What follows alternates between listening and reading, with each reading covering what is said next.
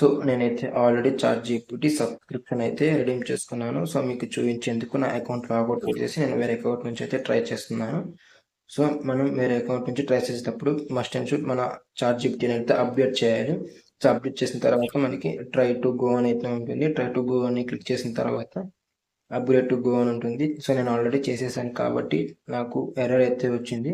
So మీకు error రాకుండా ఉండాలి అంటే మనం 2 లైన్స్ అని క్లిక్ చేసిన తర్వాత మన ప్రొఫైల్ క్లిక్ చేసి upgrade to go for free అని అయితే పైన ఉంటుంది. సో దాన్ని అయితే క్లిక్ చేయండి.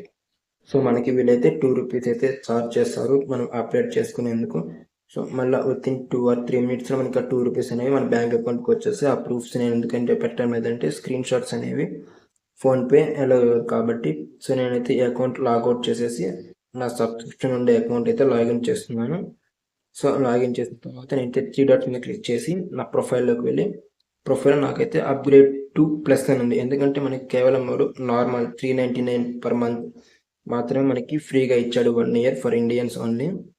సో మనకి అప్గ్రేడ్ టు ప్లస్ ఎందుకు చూపించిందంటే ప్లస్ వచ్చేసి 1950 ఉంది, ప్రో వచ్చేసి 19,000 ఉంది.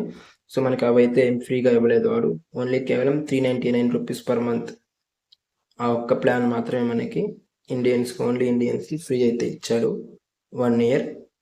ఏంటంటే మనం ఫోన్పే చేసినప్పుడు ₹2 మనకి ఆటో పే అయితే అవుతుంది.